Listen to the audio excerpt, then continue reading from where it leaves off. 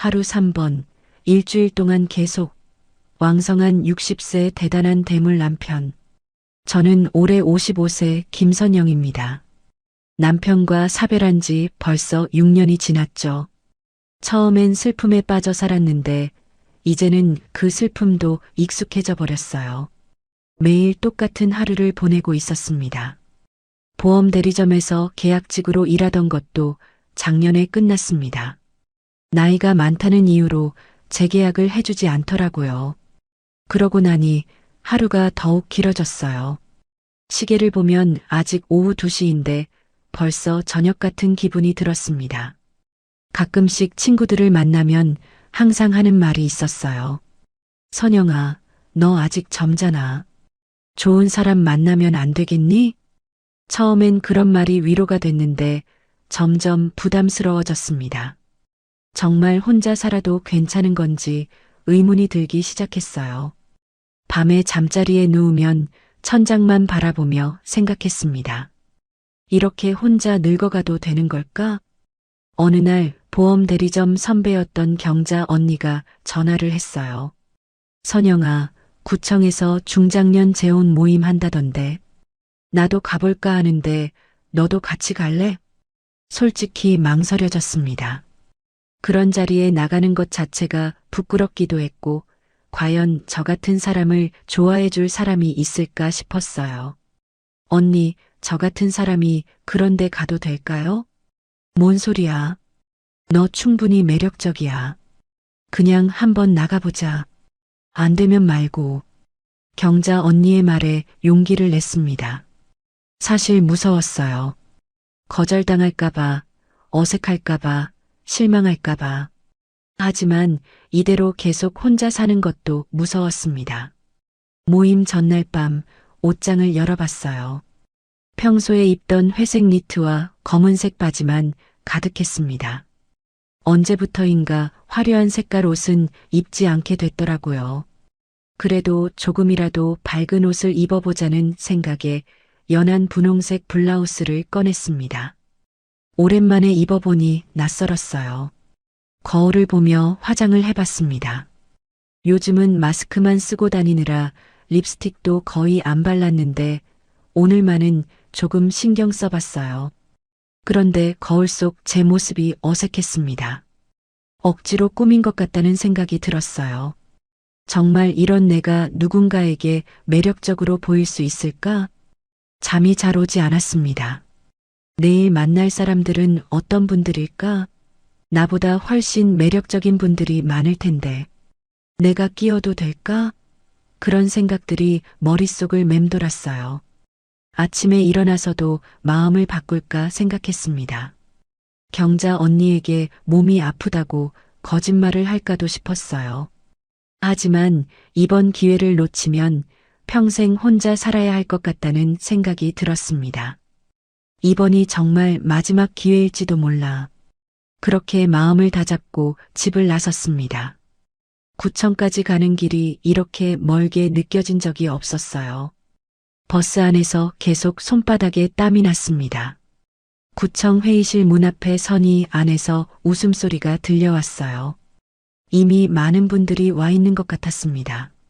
문고리에 손을 올렸다가 몇 번이나 망설였죠. 정말 들어가도 될까?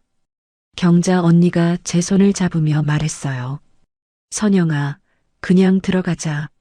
안 되면 일찍 나오면 돼. 그렇게 해서 저는 처음으로 재혼 모임에 발을 들여놓게 됐습니다. 회의실 문을 열고 들어가니 이미 10댓 명 정도가 둘러앉아 있었어요. 남자분들이 대부분 정장 차림이었고 여자분들은 저처럼 조심스럽게 차려입은 모습이었습니다. 분위기가 생각보다 화기애애했어요. 경자 언니와 함께 빈자리에 앉았는데 진행자가 간단한 자기소개 시간을 갖자고 말했습니다. 제 차례가 다가올수록 가슴이 두근거렸어요. 뭐라고 말해야 할지 머릿속이 하얘졌습니다. 안녕하세요. 저는 김선영이라고 하고요. 올해 55세입니다. 6년 전에 남편과 사별하고 혼자 살고 있어요. 목소리가 떨렸지만 어떻게든 말을 끝냈습니다. 다른 분들이 고개를 끄덕이며 따뜻하게 바라봐 주니 조금 안심이 됐어요. 그때 한 남자분이 자기소개를 시작했습니다. 박준호라는 분이었어요. 저는 박준호고요. 63세입니다. 3년 전에 이혼했고 지금은 혼자 살고 있어요. 목소리부터 다른 분들과 달랐습니다. 또렷하고 자신감이 넘쳤어요. 키도 꽤 크고 어깨도 넓었습니다. 정말 63세가 맞나 싶을 정도로 젊어 보였어요. 평소에 헬스장 다니는 걸 좋아하고 등산도 자주 다닙니다. 건강관리가 취미라고 할 수 있죠. 요즘 젊은 사람들보다 체력이 좋다고 자부해요. 다른 분들이 웃었습니다. 허세 같다는 생각도 들었지만 실제로 그 나이에 저런 체격을 유지하는 게 쉽지 않다는 건 알 수 있었어요. 사실 혼자 사는 게 제일 힘든 건 밥 먹을 때예요. 아무리 맛있는 음식도 혼자 먹으면 김이 빠지잖아요. 그 말에 제 마음이 움직였습니다. 저도 똑같은 마음이었거든요. 아무리 정성 들여 만든 음식도 혼자 먹으면 맛이 없었어요. 텔레비전을 켜놔도 소리만 들릴 뿐이었습니다. 자기소개가 끝나고 티타임이 시작됐어요. 자연스럽게 여기저기 그룹이 만들어졌는데 박준호가 제게 다가왔습니다. 선영 씨, 6년 동안 혼자 계시기 힘드셨겠어요. 네, 처음엔 정말 힘들었죠. 저도 이혼하고 나서 허탈했어요. 특히 저녁 시간이 제일 견디기 어렵더라고요. 박준호는 말을 이어갔습니다. 헬스장에서 만난 사람들 이야기, 등산 동호회 이야기, 요즘 배우고 있다는 영어회화 이야기까지 정말 활발하게 살고 있는 것 같았어요. 선영 씨는 취미 같은 거 있으세요? 글쎄요, 특별한 건 없고 요리하는 걸 좋아해요. 와, 요리 잘하시는 분이구나. 저는 라면도 제대로 못 끓여요. 그렇게 웃으며 이야기하다 보니 시간이 금세 지나갔습니다. 모임이 끝날 때쯤 박준호가 말했어요. 혹시 괜찮으시면 연락처 좀 주실 수 있을까요? 혼자 사시는 분끼리 가끔 안부 물어봐도 좋을 것 같아서요. 조금 부담스럽긴 했지만 거절할 이유도 없었습니다. 번호를 주고받았어요. 집으로 돌아가는 길 경자 언니가 말했습니다. 박준호라는 분 선영이한테 관심 있는 것 같던데? 설마요. 그냥 친하게 지내자는 거 아닐까요? 아니야, 내가 봤는데 분명히 그래. 너한테만 계속 말 걸더라. 집에 와서 핸드폰을 보니 벌써 메시지가 와 있었어요. 오늘 만나서 반가웠습니다. 집에 잘 도착하셨나요? 정중한 문체였습니다. 답장을 보냈어요. 네, 잘 도착했어요. 오늘 좋은 시간이었습니다. 그 후로 박준호에게서 메시지가 자주 왔습니다. 아침에 일어나면 좋은 아침입니다. 저녁에는 오늘 하루 어떠셨어요? 같은 안부 인사였어요. 처음엔 조금 부담스러웠지만 점점 기다려지기 시작했습니다. 일주일 후에 박준호가 전화를 했어요. 선영 씨, 혹시 시간 되시면 같이 식사 한번 하실래요? 혼자 먹는 밥이 너무 심심해서요. 망설여졌습니다. 이런 게 데이트인 건지 그냥 친구로 만나는 건지 애매했거든요. 하지만 저도 혼자 먹는 밥이 지겨웠어요. 좋아요. 어디서 만날까요? 선영 씨 집 근처로 제가 갈게요. 맛집 하나 알거든요. 약속 장소에 나가니 박준호가 이미 와서 기다리고 있었어요. 평상복을 입었는데도 여전히 젊어 보였습니다. 레스토랑도 꽤 괜찮은 곳이었어요. 여기 파스타가 정말 맛있어요. 제가 자주 오는 곳이거든요. 메뉴를 보니 가격이 만만치 않았습니다. 제가 계산하겠다고 하려는데 박준호가 손을 저었어요. 아니에요. 제가 먼저 제안한 거니까 당연히 제가 내야죠. 식사하면서 이야기를 나눴는데 박준호는 정말 다양한 경험을 한 사람 같았어요. 젊었을 때 사업도 해봤고 해외여행도 많이 다녔다고 했습니다. 선영 씨는 해외여행 가본 적 있어요? 아니요, 한 번도 없어요. 남편이 몸이 안 좋아서 멀리 나가기 어려웠거든요. 그럼 언젠가 함께 여행 가요. 일본 온천 여행 어때요? 저 일본어도 조금 할 줄 아는데. 갑작스러운 제안에 당황했습니다. 아직 만난 지 얼마 안 됐는데 여행 이야기를 하다니. 하지만 한편으로는 설레기도 했어요. 정말 그런 날이 올까 싶어서요. 식사 후에 박준호가 집까지 데려다 줬습니다. 차 안에서 말했어요. 오늘 정말 즐거웠어요. 오랜만에 이렇게 편하게 이야기해 본 것 같아요. 저도요. 혼자 먹는 밥보다 훨씬 맛있었어요. 그럼 다음에 또 만나요. 이번엔 선영 씨가 좋아하는 곳으로 가요. 집에 들어와서 거울을 봤는데 제 얼굴에 미소가 걸려 있었어요. 언제부터인가 잊고 있던 기분이었습니다. 누군가 저를 챙겨주고 관심을 가져준다는 느낌이요. 그날 밤 박준호에게서 메시지가 왔어요. 오늘 즐거웠습니다. 집에 잘 들어가셨죠? 내일도 좋은 하루 보내세요. 답장을 보내면서 생각했습니다. 이게 정말 새로운 시작일까요? 아니면 혼자 있다 보니 착각하는 걸까요? 하지만 오랜만에 두근거리는 마음이 나쁘지 않았어요.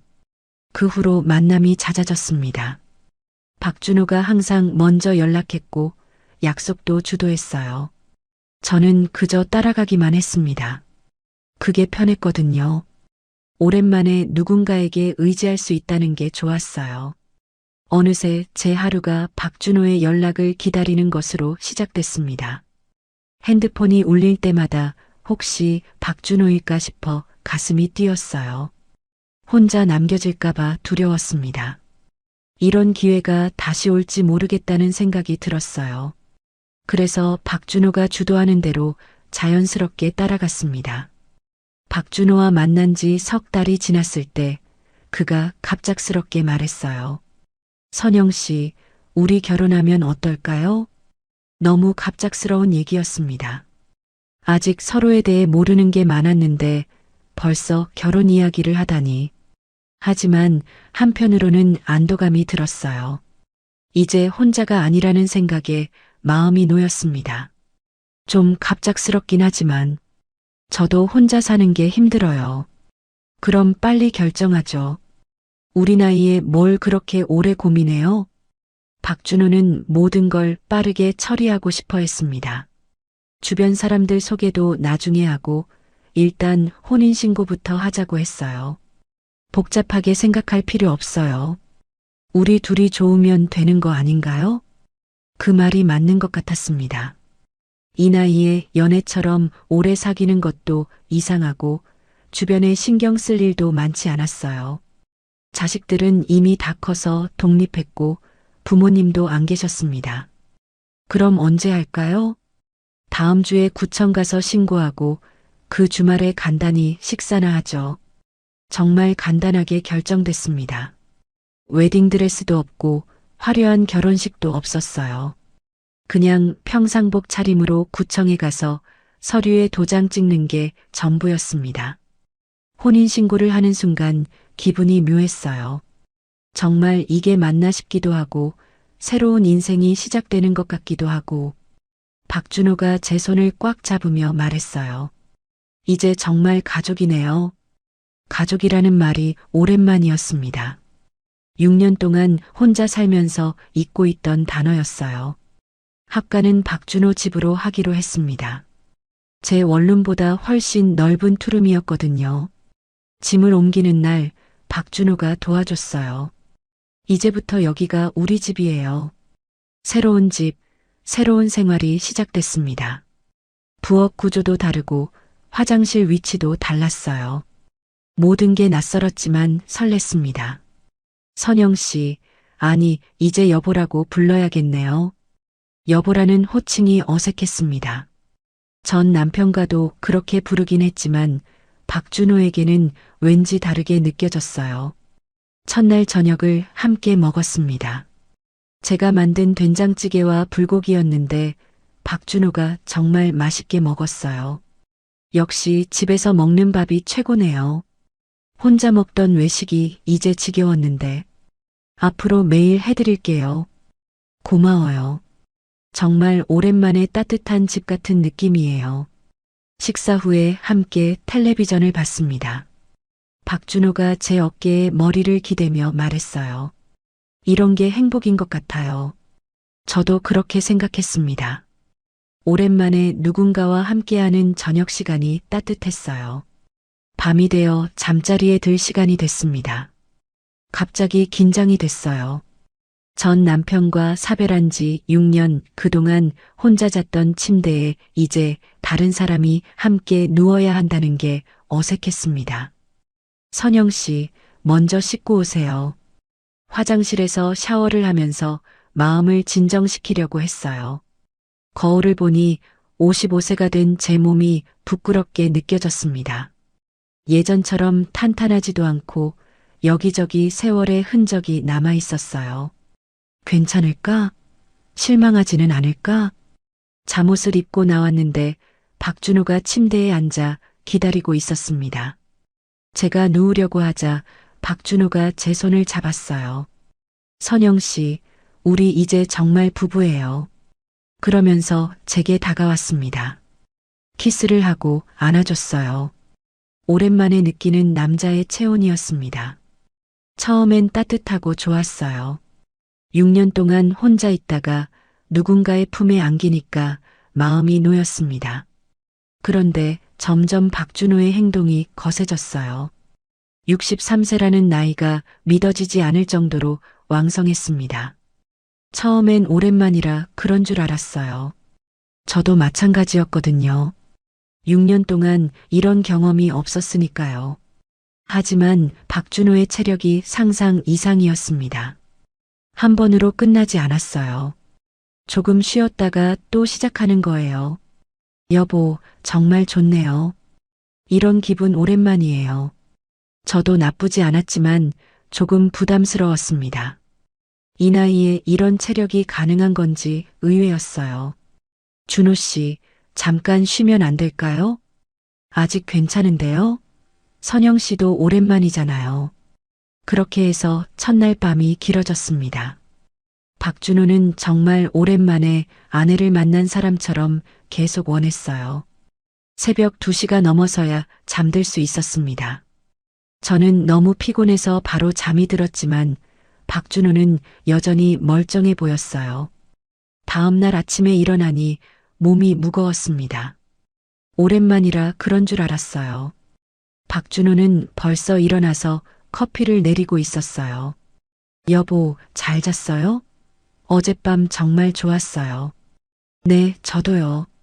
사실 조금 힘들었지만 말할 수는 없었습니다. 첫날 밤인데 벌써 그런 얘기를 하면 이상할 것 같았어요. 오늘도 같이 있을 수 있어서 좋네요. 정말 오랜만에 아내가 있는 집 같아요. 박준호가 제 허리를 감싸며 말했습니다. 다정한 모습이었지만 어젯밤 일이 떠올라서 조금 어색했어요. 아침을 먹으면서 박준호가 말했어요. 우리 신혼여행은 언제 갈까요? 제주도 어때요? 신혼여행까지요? 당연하죠. 비록 재혼이지만 우리에겐 새 출발이잖아요. 그 말이 맞았습니다. 저에게도 새로운 시작이었어요. 하지만 어젯밤 일이 계속 머릿속에 맴돌았습니다. 처음이니까 아직 설레서 그렇겠지. 스스로를 그렇게 위로했어요. 오랜만에 만난 부부니까 당연한 거라고 생각했습니다.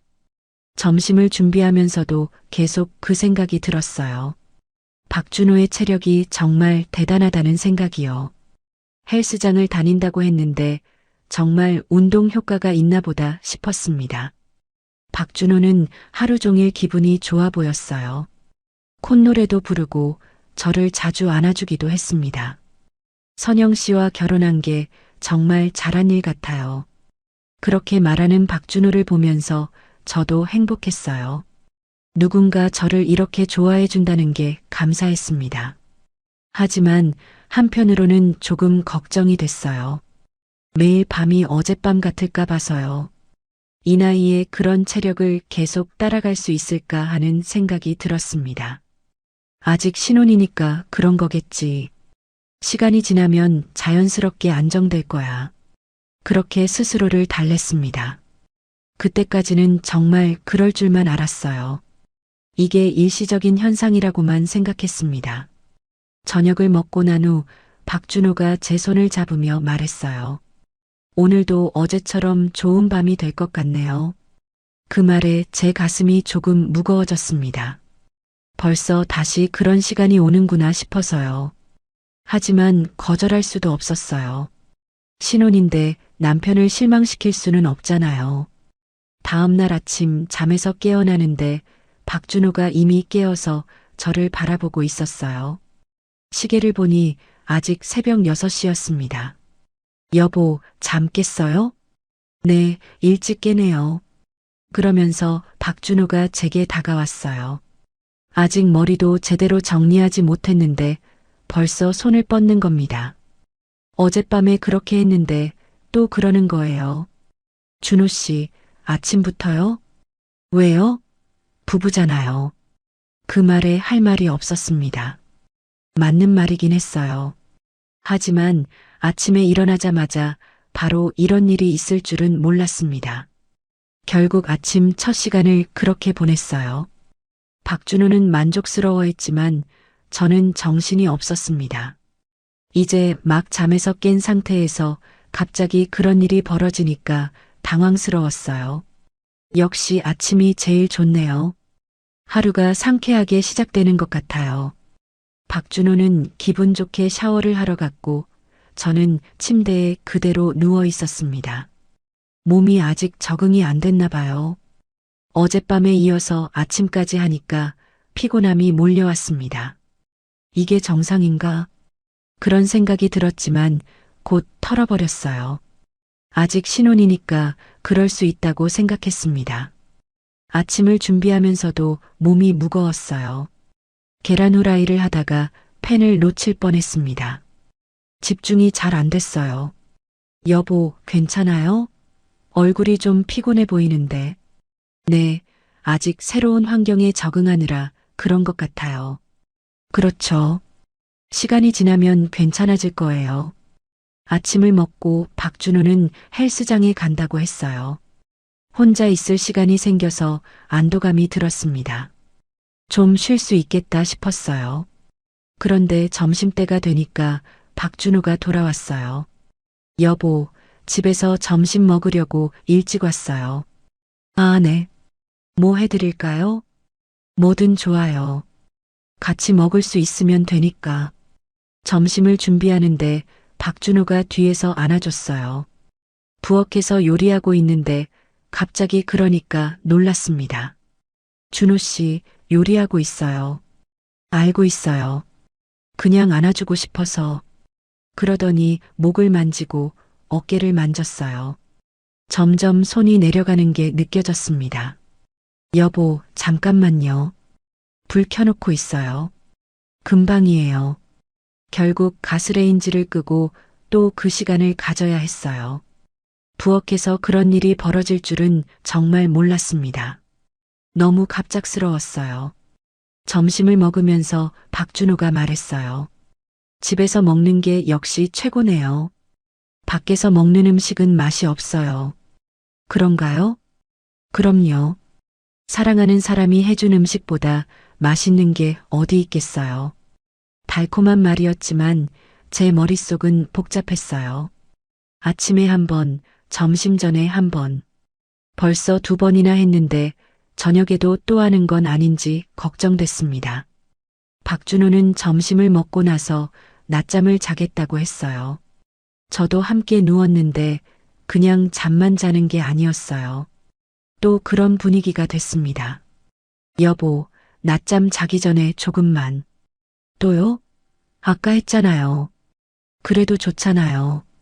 우리 부부인데 거절하기가 어려웠어요. 남편이 원하는데 아내가 싫다고 할 수는 없잖아요. 그래서 또 응했습니다. 세 번째였어요. 하루에 벌써 3번. 이런 적이 있었나 싶었습니다. 전 남편과는 이렇게 자주 하지 않았거든요. 낮잠을 자고 일어나니 몸이 더 무거웠어요. 제대로 쉰 것 같지 않았습니다. 박준호는 개운해 보였는데 저만 피곤한 것 같았어요. 여보, 저녁 준비해야겠네요. 네, 뭐 해드릴까요? 김치찌개 어때요? 어제 불고기 먹었으니까. 저녁을 준비하면서 계속 생각했어요. 이게 정말 정상인지, 다른 부부들도 이렇게 하는 건지. 하지만 물어볼 사람도 없었어요. 저녁을 먹고 나서 텔레비전을 봤어요. 드라마를 보는데 박준호가 제 어깨에 기대면서 손을 올렸습니다. 이제 그 손길이 어떤 의미인지 알 것 같았어요. 여보, 오늘 하루도 정말 행복했어요. 그래요? 당연하죠. 사랑하는 사람과 함께 있는데. 그러면서 또 그런 분위기를 만들었어요. 하루에 벌써 3번이나 했는데 또 하자는 거예요. 준호 씨, 오늘 많이 한 것 같은데. 그래요? 저는 괜찮은데. 여보는 힘들어요? 힘들다고 말하고 싶었지만 할 수 없었어요. 첫날부터 그런 말을 하면 박준호가 실망할 것 같았습니다. 아니에요. 괜찮아요. 결국 4번째까지 하게 됐어요. 하루에 4번. 정말 상상도 못한 일이었습니다. 다음 날도 마찬가지였어요. 아침에 일어나자마자 점심때, 낮잠 시간, 그리고 잠자리에 들기 전 패턴이 똑같았습니다. 여보, 우리 궁합이 정말 좋은 것 같아요. 박준호는 만족스러워했지만 저는 점점 지쳐갔어요. 몸보다 마음이 먼저 지쳤습니다. 쉴 틈이 없었어요. 셋째 날, 넷째 날도 마찬가지였어요. 하루 3번에서 4번. 이게 계속 반복됐습니다. 이게 정상인가? 다른 사람들도 이렇게 하나? 의문이 들기 시작했어요. 하지만 물어볼 데가 없었습니다. 친구들에게 이런 이야기를 할 수도 없고 인터넷에서 찾아보기도 부끄러웠어요. 일주일째 되는 날 저는 정말 지쳤어요. 몸이 아팠습니다. 그런데 박준호는 여전히 멀쩡했어요. 여보, 건강해 보여서 좋네요. 역시 부부가 함께 있으니까 서로한테 좋은 것 같아요. 저는 건강해 보이지 않았는데 그렇게 말하니까 당황스러웠어요. 거울을 보니 얼굴이 많이 지쳐 보였습니다. 준호 씨는 정말 체력이 좋으시네요. 헬스장 다닌 보람이 있죠. 여보도 같이 운동하실래요? 운동할 체력도 없었어요. 하루 종일 피곤했습니다. 집안일을 하다가도 자꾸 멍해졌어요. 그날 밤 박준호가 또 그런 분위기를 만들었을 때 저는 조심스럽게 말했어요. 준호 씨, 오늘은 좀 피곤한데 쉬면 안 될까요? 박준호의 표정이 갑자기 굳었어요. 왜요? 어디 아파요? 아프다기보다는 좀 피곤해서요. 피곤하다고요? 우리가 뭐 그렇게 힘든 일을 했나요? 그 말에 할 말이 없었어요. 힘든 일이 아니라고 하니까 제가 이상한 사람 같았습니다. 아니에요. 그냥 오늘만 좀. 알겠어요. 그럼 오늘은 쉬죠. 박준호는 서운해 보였어요. 등을 돌리고 누웠습니다. 저는 죄책감이 들었어요. 내가 너무 예민한 건가? 다른 아내들은 이런 걸로 힘들어하지 않는 걸까? 밤늦게까지 잠이 오지 않았어요. 제 옆에서 박준호가 숨을 고르고 있는 소리가 들렸습니다. 화가 난 것 같았어요. 다음 날 아침 박준호의 태도가 차가웠어요. 인사도 그냥 넘어가고 아침도 별로 맛있다는 말을 안 했습니다. 내가 잘못한 건가? 그런 생각이 계속 들었어요. 남편이 원하는 걸 거절했으니까 서운해할 만도 했습니다. 하지만 저도 힘들었어요. 결국 저는 다시 박준호에게 맞춰주기 시작했어요. 거절하면 분위기가 나빠지니까 그냥 참기로 했습니다. 이걸 싫어하면 내가 이상한 아내가 되는 걸까? 그런 생각이 계속 들었어요. 혹시 제가 너무 까다로운 건 아닌지, 다른 여자들은 다 이렇게 하는 건 아닌지 확신이 없었습니다. 그렇게 해서 하루 3번의 패턴이 다시 시작됐어요. 일주일 내내 계속됐습니다. 쉬는 날이 없었어요. 2주가 지나고 저는 정말 한계에 다다랐어요. 매일 반복되는 하루 3번의 패턴에 몸도 마음도 지쳐 있었습니다. 거울을 볼 때마다 얼굴이 파리해진 게 눈에 보였어요. 그날도 박준호가 점심 후에 제게 다가왔어요. 이제는 패턴이 너무 뻔해서 박준호의 눈빛만 봐도 알 수 있었습니다. 여보, 잠깐 침실로 갈까요?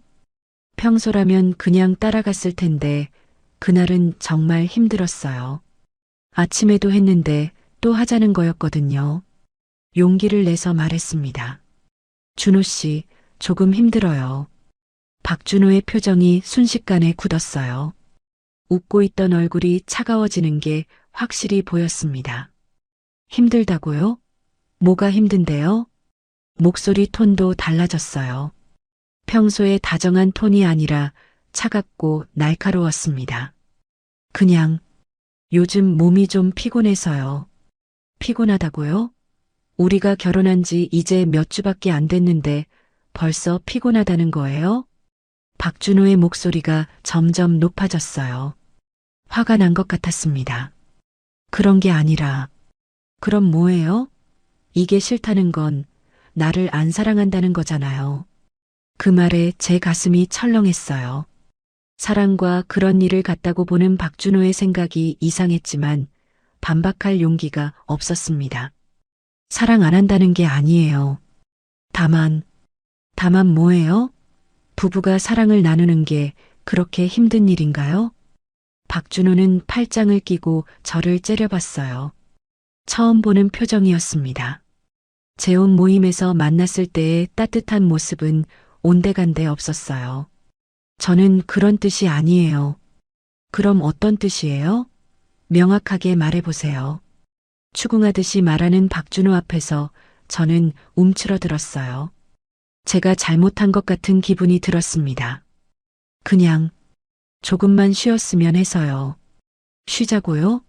우리가 매일 밤낮으로 그런 일만 하나요? 하루에 몇 번이나 한다고? 박준호는 마치 제가 말도 안 되는 요구를 하는 것처럼 말했어요. 하지만 저는 분명히 하루에 3번씩 하고 있었거든요. 준호 씨도 아시잖아요. 하루에 뭐요? 그게 그렇게 많다는 거예요? 제가 말하려던 것을 막아버렸어요. 마치 제가 이상한 사람인 것처럼 만들었습니다. 다른 부부들은 어떨지 모르겠지만 적어도 사랑하는 부부라면 이 정도는 당연한 거 아닌가요? 그 말에 저는 할 말을 잃었어요. 정말 그런 건지 제가 너무 예민한 건지 확신이 서지 않았습니다. 알겠어요. 오늘은 그냥 쉬죠. 박준호는 차갑게 말하고는 거실로 나가버렸어요. 텔레비전을 크게 틀어놓고 저와 대화도 하지 않았습니다. 저녁을 준비해서 불러도 대답이 없었어요. 혼자 먹고 있겠다며 거실에서 나오지 않았습니다. 저는 혼자 밥을 먹어야 했어요. 그날 밤 박준호는 등을 돌리고 잤어요. 평소처럼 안아주지도 않고 말도 걸지 않았습니다. 저는 잠이 오지 않았어요. 내가 잘못한 걸까? 계속 그런 생각만 들었어요. 남편이 원하는 걸 거절한 게 그렇게 큰 잘못인지 제가 너무 이기적인 건지 모르겠었습니다. 다음 날 아침도 마찬가지였어요. 박준호는 인사도 제대로 하지 않고 아침도 맛없다는 듯이 먹었어요. 준호 씨 화났어요? 화요? 아니에요. 그냥 실망한 거죠. 실망이요? 네. 결혼할 때는 서로 사랑한다고 했는데 벌써 이런 식으로 나오니까 실망스럽죠. 그 말이 가슴에 박혔어요. 제가 사랑하지 않는 사람 취급을 받는 것 같았습니다. 저도 사랑해요. 다만 사랑한다면 이런 식으로 거절하지 않겠죠. 박준호는 제 말을 끝까지 듣지 않고 나가버렸어요. 헬스장에 간다면서요. 혼자 남겨진 저는 정말 우울했어요. 결혼한 지 겨우 2주 만에 이런 일이 벌어질 줄은 몰랐습니다. 며칠 동안 이런 냉전이 계속됐어요. 박준호는 저와 최소한의 대화만 했고 평소처럼 스킨십도 하지 않았습니다. 마치 저를 처벌하는 것 같았어요. 이렇게 살 수는 없어. 결국 제가 먼저 다가갔어요. 준호 씨, 미안해요. 제가 잘못했어요. 뭘 잘못했는데요? 그냥 남편을 힘들게 해서요. 사실 제가 뭘 잘못했는지 정확히 모르겠었어요. 하지만 이 상황을 끝내고 싶었습니다. 박준호의 표정이 조금 풀렸어요. 선영 씨가 저를 거절할 때 정말 상처받았어요. 죄송해요. 부부가 서로 사랑을 표현하는 건 당연한 건데 그걸 힘들다고 하니까. 이제 그런 말 안 할게요. 그렇게 해서 냉전은 끝났지만 상황은 더 나빠졌어요. 박준호가 더 집요해진 거예요. 우리 사이에 오해가 있었으니까 더 사랑해야겠네요. 그날부터 박준호의 요구가 더 잦아졌어요. 하루 3번이 4번이 되고 때로는 5번까지도 했습니다. 선영 씨, 저를 사랑한다면 이 정도는 할 수 있죠? 거절할 수 없었어요. 거절하면 또 냉전이 시작될까봐 무서웠습니다. 점점 저는 사랑을 증명해야 하는 사람이 된 것 같았어요. 박준호가 원할 때마다 응해야 했고 조금이라도 주저하면 사랑하지 않는다는 말을 들었습니다. 다른 여자들은 남편을 위해서 뭐든 해주는데 선영 씨만 유독 까다롭네요. 그런 말을 들을 때마다 제가 이상한 사람 같았어요. 정말 다른 부부들은 이렇게 사는 건지 제가 너무 예민한 건지 헷갈렸습니다. 어느 날 밤 너무 피곤해서 잠들어 있는데 박준호가 깨웠어요. 여보, 잠깐만요. 지금요? 너무 피곤해요. 금방이에요. 저를 사랑한다면 이 정도는 해줄 수 있잖아요. 또 그 말이었어요. 사랑한다면 부부라면 당연한 거라는 말. 저는 로봇이 된 것 같았습니다. 매일 박준호의 눈치를 봤어요. 혹시 제가 거절하는 기색을 보이지는 않는지, 불만스러워하지는 않는지 계속 살폈습니다. 선영 씨는 정말 좋은 아내예요. 다른 여자들처럼 투정 부리지도 않고 칭찬하는 말이었지만 기분이 좋지 않았어요. 투정 부리지 않는 게 아니라 투정 부릴 수 없었던 거거든요. 어느 날 거울을 보니 제 얼굴이 너무 초라해 보였어요. 눈가에는 다크서클이 생겼고 얼굴도 많이 야위었습니다. 이게 정말 사랑일까? 그런 생각이 들기 시작했어요. 사랑이라는 이름으로 요구받고 거절하면 사랑하지 않는다는 말을 듣는 이 상황이 정상인지 의문이 들었습니다. 하지만 여전히 확신은 없었어요. 혹시 제가 잘못 생각하는 건 아닌지, 정말 부부는 이래야 하는 건 아닌지 헷갈렸습니다. 한 달이 지나고 저는 정말 한계에 다다라 있었어요. 매일 반복되는 일상이 너무 힘들었지만 누구에게도 털어놓을 수 없었습니다. 이런 이야기를 누구한테 할 수 있겠어요? 그런데 어느 날 경자 언니가 전화를 했어요. 선영아, 요즘 어떻게 지내? 결혼 생활 적응 잘하고 있어? 네, 언니. 잘 지내고 있어요. 사실은 전혀 잘 지내지 못하고 있었지만 말할 수가 없었어요. 그런데 목소리가 좀 이상하네? 무슨 일 있어? 경자 언니는 역시 예리했어요. 제 목소리만 들어도 뭔가 이상하다는 걸 알아챘습니다. 아니에요. 그냥 좀 피곤해서요. 피곤하다고? 신혼인데 왜 피곤해? 혹시 준호 씨가 뭔가 문제 있는 거야? 그 말에 제 마음이 흔들렸어요. 정말 누군가에게 털어놓고 싶었거든요. 언니 혹시 만날 수 있을까요? 물론이지. 뭔 일인지 모르겠지만 나와. 카페에서 만나자. 다음 날 박준호가 헬스장에 간 사이에 경자 언니를 만났어요. 오랜만에 보는 언니의 얼굴이 반가웠지만 한편으로는 부끄러웠습니다. 선영아, 얼굴이 많이 야위었네. 무슨 일이야? 거울로만 보던 제 모습이 다른 사람 눈에도 그렇게 보였나 봐요. 그냥 새로운 환경에 적응하느라 그런 것 같아요. 아니야, 뭔가 다른 문제가 있는 것 같은데. 솔직히 말해봐. 경자 언니의 다그치는 눈빛에 결국 터져 나왔어요. 언니 정말 힘들어요. 뭐가 힘든데? 어떻게 말해야 할지 몰라 한참 망설였어요. 이런 이야기를 입에 담는 것 자체가 부끄러웠습니다. 준호 씨가 너무 자주 그런 걸 원해요. 그런 게 뭔데? 부부간에 그런 일 있잖아요. 경자 언니의 표정이 심각해졌어요. 얼마나 자주인데?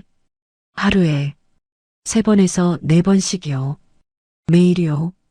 뭐라고? 하루에 3번씩? 언니의 목소리가 커졌어요. 주변 사람들이 쳐다볼까봐 저는 손짓으로 조용히 해달라고 했습니다. 매일 그래요. 아침에 일어나자마자 점심때 그리고 밤에 가끔은 밤중에 깨워서 또 하기도 해요. 미쳤네. 그게 정상이라고 생각해? 언니의 반응이 너무 강해서 오히려 저는 당황했어요. 저도 이상하다고 생각은 하는데 준호 씨는 부부니까 당연하다고 해요. 당연하다고? 하루에 3번씩 하는 게 당연하다고? 네. 그리고 제가 거절하면 사랑하지 않는다고 화를 내요. 경자 언니가 한숨을 깊게 쉬었어요. 선영아, 그건 사랑이 아니야. 네. 그건 사랑이 아니라 집착이야. 정상적인 남편이라면 아내가 힘들다고 할 때 배려해야지. 왜 화를 내? 그 말에 제 가슴이 답답해졌어요. 저도 어렴풋이 그런 생각을 했지만 누군가 확실하게 말해주니까 현실감이 들었습니다. 하지만 신혼이니까. 신혼이어도 그렇지. 하루에 3번씩 매일 하는 게 어디 정상이야? 그리고 아내가 힘들다고 하는데 화내는 게 사랑이라고? 언니의 목소리에 분노가 섞여 있었어요. 준호 씨는 다른 부부들도 다 이렇게 한다고 해요. 거짓말이야. 나도 결혼 생활 해봤지만 그런 적 없어. 그 사람이 이상한 거야. 그 말을 들으니 제가 얼마나 힘들었는지 새삼 느껴졌어요. 눈물이 나올 것 같았습니다. 그럼 저는 어떻게 해야 해요? 일단 단호하게 말해야 해. 안 된다고. 이건 정상이 아니라고. 그럼 또 화낼 텐데요. 화내게 내버려둬. 잘못한 건 그 사람이야. 하지만 제게는 쉽지 않은 일이었어요. 박준호와 다시 냉전을 할 생각하니 무서웠습니다. 언니, 혹시 이런 경우가 많은가요? 재혼한 남자들이 이런 식으로 하는 경우가? 글쎄, 간혹 있긴 해. 특히 오래 혼자 살았던 사람들 중에. 그때 언니가 갑자기 뭔가 생각난 듯한 표정을 지었어요. 그런데 선영아, 준호 씨가 이혼한 이유가 뭐라고 했지? 성격 차이라고 했어요. 성격 차이라고? 구체적으로는 뭐라고? 자세히는 안 말해줬어요. 그냥 서로 안 맞았다고만. 언니가 뭔가 심각한 표정을 지었어요. 선영아, 혹시 준호 씨 전 부인 이름 알아? 왜요? 그냥 궁금해서. 언니가 스마트폰을 꺼내서 뭔가를 찾기 시작했어요. 박준호. 이혼. 어디 보자. 언니가 인터넷을 뒤지더니 갑자기 표정이 굳었어요. 선영아, 이거 봐. 언니가 보여준 건 어떤 온라인 카페 게시글이었어요. 제목이 성적 강요하는 남편 때문에 이혼했습니다였습니다. 이거 설마. 게시글을 읽어보니 소름이 돋았어요. 글쓴이가 박준호와 이혼했다는 여자였는데 제가 겪고 있는 일과 똑같은 내용이었습니다. 하루에 몇 번씩 강요하고 거절하면 사랑하지 않는다며 화를 냈다. 처음엔 신혼이라 그런 줄 알았는데 3년 동안 계속됐다. 결국 견디지 못해 이혼했다. 제 손이 떨렸어요. 언니, 이게 정말 준호 씨 전 부인 얘기인가요? 이름도 맞고 나이도 비슷해. 거의 확실한 것 같은데. 그럼 준호 씨가 저한테 거짓말한 거네요. 그렇지. 성격 차이가 아니라 이런 문제 때문에 이혼한 거야. 제가 느꼈던 모든 감정이 한꺼번에 올라왔어요. 분노, 배신감, 그리고 두려움까지. 왜 이런 중요한 걸 숨겼을까요? 당연히 숨기지. 이런 걸 말하면 누가 결혼하려고 하겠어? 언니의 말이 맞았어요. 만약 처음부터 이런 이야기를 들었다면 저도 결혼하지 않았을 거예요. 게시글을 더 읽어보니 더 충격적인 내용들이 있었어요. 밤중에 깨워서 강요하는 것, 거절하면 며칠씩 냉전하는 것, 모든 게 제가 겪고 있는 일과 똑같았습니다. 선영아, 이제 알겠지? 이건 준호 씨의 문제야. 내가 이상한 게 아니라. 그 말에 눈물이 났어요. 그동안 제가 이상한 사람인 줄 알고 자책했는데 정작 문제는 박준호에게 있었던 거였습니다. 그런데 언니, 저는 이제 어떻게 해야 해요? 이미 결혼했는데. 일단 단호하게 거부해야 해. 그리고 상황이 나아지지 않으면 이혼을 말씀하시는 거예요? 그것까지는 내가 결정할 일이지. 하지만 이런 식으로는 살 수 없잖아. 맞는 말이었어요. 이런 식으로 계속 살 수는 없었습니다. 준호 씨한테 이 게시글 보여줄까요? 그래도 돼. 자기 문제를 인정하게 만들어야지. 집으로 돌아가는 길에 머릿속이 복잡했어요. 박준호가 일부러 진실을 숨겼다는 사실이 가장 충격적이었습니다. 저를 속이고 결혼한 거나 마찬가지였어요. 집에 들어가니 박준호가 헬스장에서 돌아와 있었어요. 여보, 어디 갔다 와요? 친구 만났다 왔어요. 그래요? 늦었네. 저녁 준비 안 해요?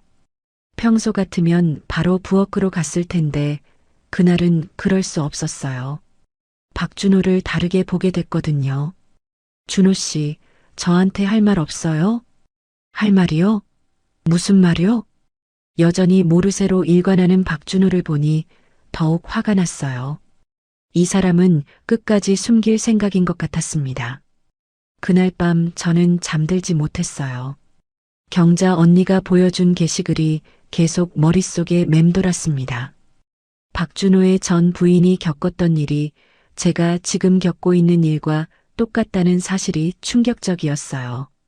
옆에서 잠든 박준호를 보니 복잡한 감정이 들었습니다. 이 사람이 저에게 거짓말을 했다는 게 가장 속상했어요.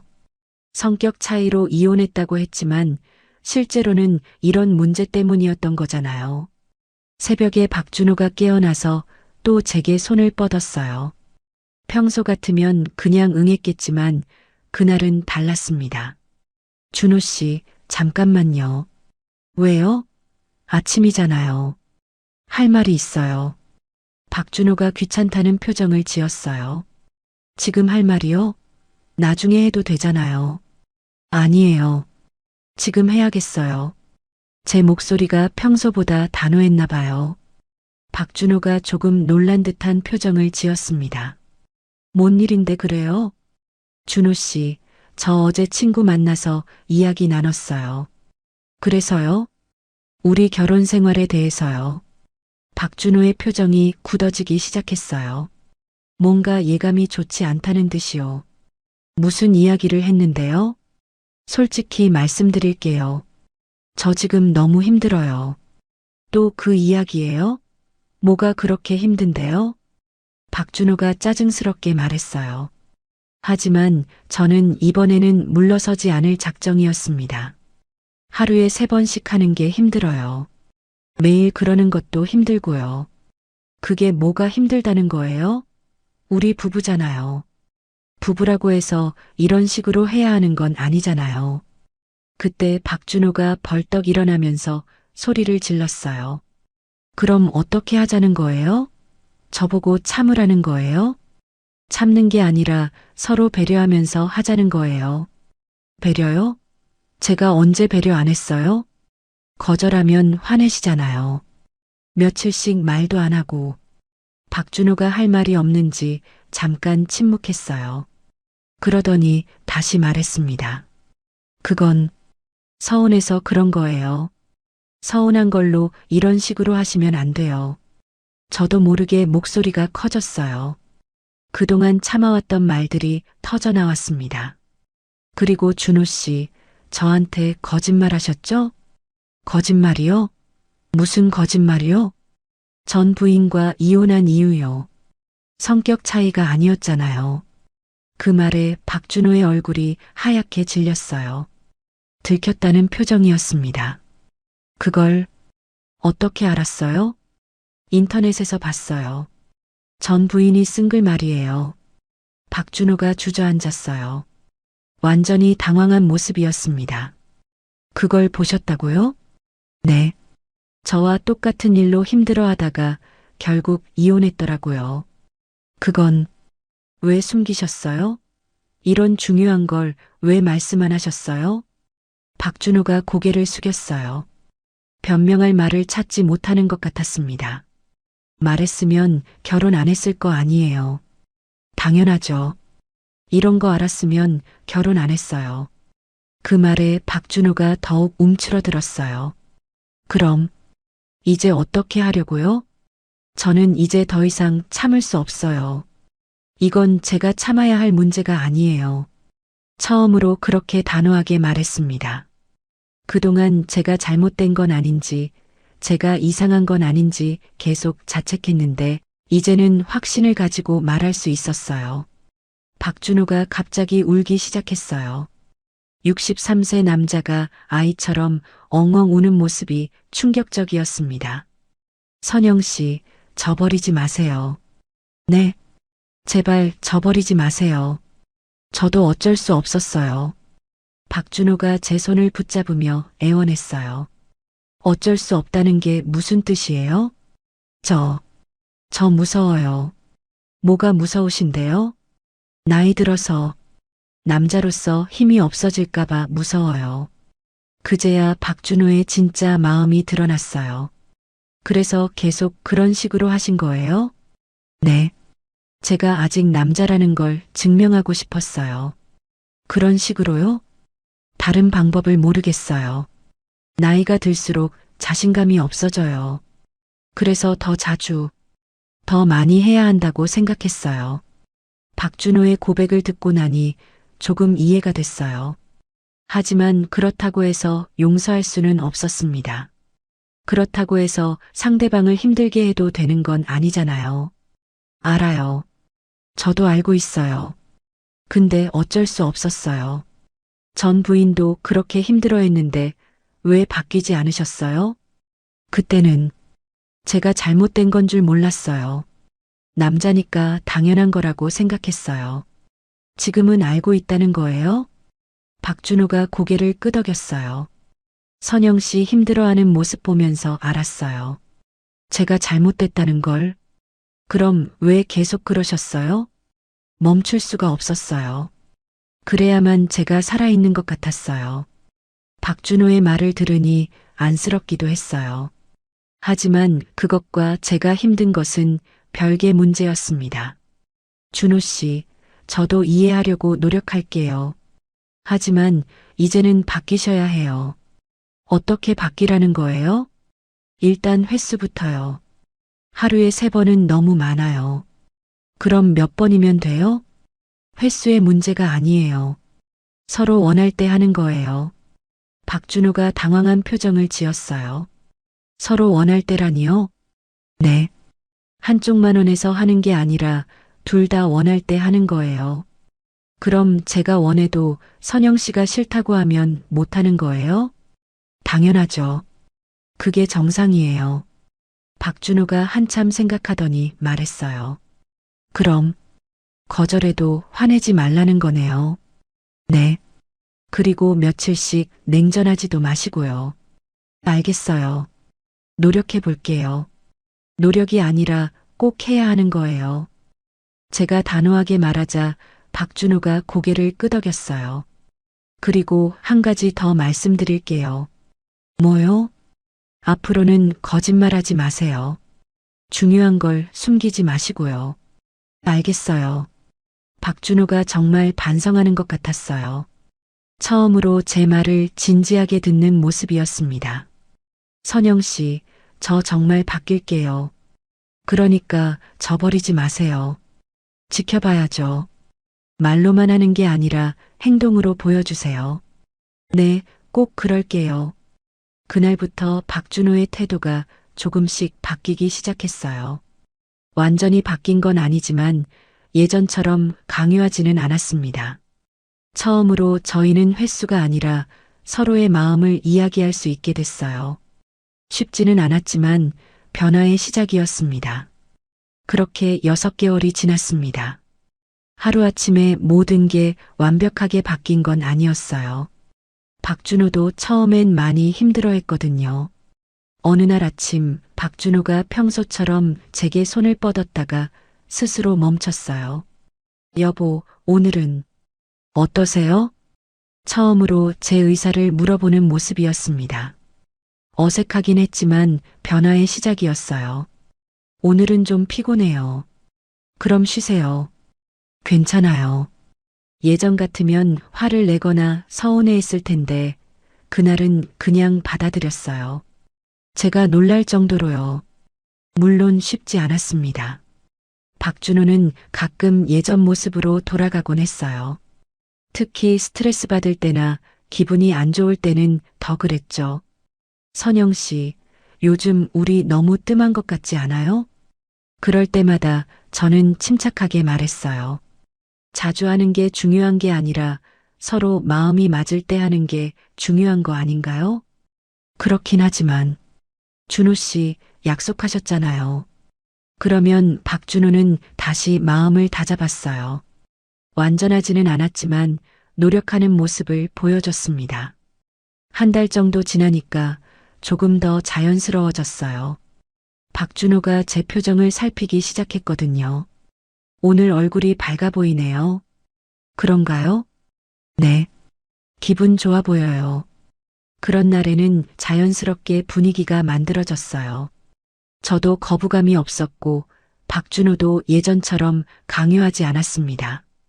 반대로 제가 피곤해 보이는 날에는 박준호가 먼저 배려해줬어요. 오늘은 일찍 자세요. 마사지 해드릴까요? 이런 식으로 바뀌어 가니까 관계 자체가 달라졌어요. 의무가 아니라 서로를 위한 배려가 됐습니다. 3개월쯤 지났을 때 박준호가 말했어요. 선영 씨, 이제야 진짜 부부 같은 것 같아요. 왜요? 예전에는 그냥 제가 원하는 걸 하는 거였는데 이제는 우리가 함께 하는 것 같아요. 그 말을 듣고 저도 느꼈어요. 정말 달라졌다는 걸요. 하지만 모든 게 순탄했던 건 아니에요. 중간에 큰 위기도 있었거든요. 어느 날 박준호가 헬스장에서 친구들과 이야기를 나누고 왔는데 기분이 이상하더라고요. 여보, 다른 부부들은 어떻게 사나요? 갑자기 왜 그런 말을 해요? 친구들이 그러는데 저희가 너무 뜸하다고 해요. 그때 제가 단호하게 말했어요. 준호 씨, 다른 사람들과 비교하지 마세요. 우리는 우리만의 방식이 있어요. 그렇긴 하지만 남자로서 남자든 여자든 상관없어요. 서로 존중하는 게 먼저예요. 그 일이 있은 후 박준호가 더 확실하게 변했어요. 다른 사람들 말에 흔들리지 않게 됐습니다. 4개월째부터는 정말 안정적이었어요. 박준호가 제 기분을 먼저 물어보는 게 자연스러워졌거든요. 오늘 하루 어떠셨어요? 피곤했어요. 청소하느라고요. 그럼 제가 마사지 해드릴게요. 푹 쉬세요. 이런 대화가 일상이 됐어요. 예전처럼 갑작스럽게 요구하는 일은 거의 없어졌습니다. 가끔 박준호가 말했어요. 제가 정말 바보였네요. 왜 그렇게 살았을까요? 다 지난 일이에요. 지금이 중요하죠. 선영 씨가 그때 단호하게 말해주지 않았다면 계속 그랬을 거예요. 서로 배우는 거죠, 뭐. 박준호의 친구들도 변화를 눈치챘나 봐요. 준호야, 요즘 표정이 많이 편해 보인다. 그런가? 응. 예전에는 뭔가 조급해 보였는데 지금은 여유가 있어 보여. 박준호가 그 이야기를 해주며 말했어요. 정말 그런 것 같아요. 예전에는 늘 무언가 증명해야 한다는 부담이 있었는데 지금은 그냥 편해요. 저도 변했어요. 예전에는 항상 박준호 눈치를 봤는데 이제는 제 기분을 솔직하게 표현할 수 있게 됐거든요. 오늘은 좀 기분이 좋지 않아요. 왜요? 무슨 일 있었어요? 그냥 그런 날이 있잖아요. 그럼 천천히 쉬세요. 제가 저녁 시켜 먹을게요. 이렇게 자연스럽게 서로를 배려하게 됐어요. 6개월이 지난 지금 우리의 관계는 완전히 달라졌습니다. 횟수는 줄어들었지만 질은 훨씬 좋아졌어요. 서로를 강요하지 않으니까 마음도 편하고요. 어젯밤에 박준호가 말했어요. 선영 씨, 고마워요. 갑자기 왜요? 저를 포기하지 않고 가르쳐줘서요. 가르친 게 아니라 서로 배운 거죠. 정말 그런 것 같아요. 저는 용기 내서 말하는 법을 배웠고 박준호는 배려하는 법을 배웠습니다. 지금 생각해보면 처음 그 재혼 모임에서 만났을 때가 참 순진했던 것 같아요. 서로에 대해 아무것도 모르면서 사랑이라고 생각했거든요. 진짜 사랑은 상대방을 내 방식에 맞추려고 하는 게 아니라 서로 다름을 인정하고 배려하는 거더라고요. 경자 언니가 그때 했던 말이 지금도 기억나요.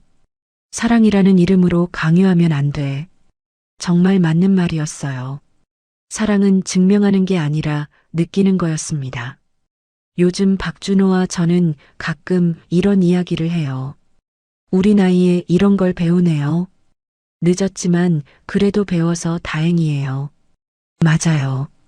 늦은 사랑일수록 더 조심해야 하는 것 같아요. 정말 그런 것 같아요.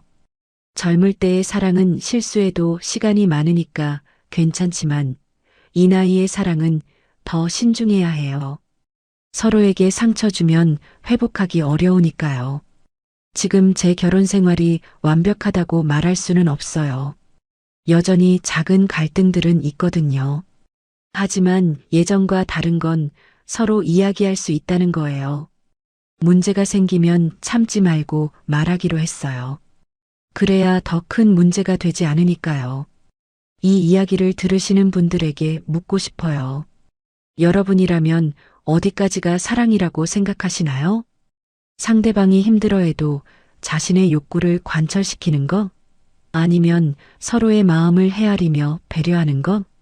저는 이제 알 것 같아요. 진짜 사랑은 상대방을 내 소유물로 만드는 게 아니라 서로 독립적인 존재로 존중하는 거라는 거요. 늦은 나이에 깨달은 교훈이지만 그래도 깨달았으니 다행이라고 생각해요. 앞으로도 박준호와 함께 더 좋은 관계를 만들어가고 싶습니다.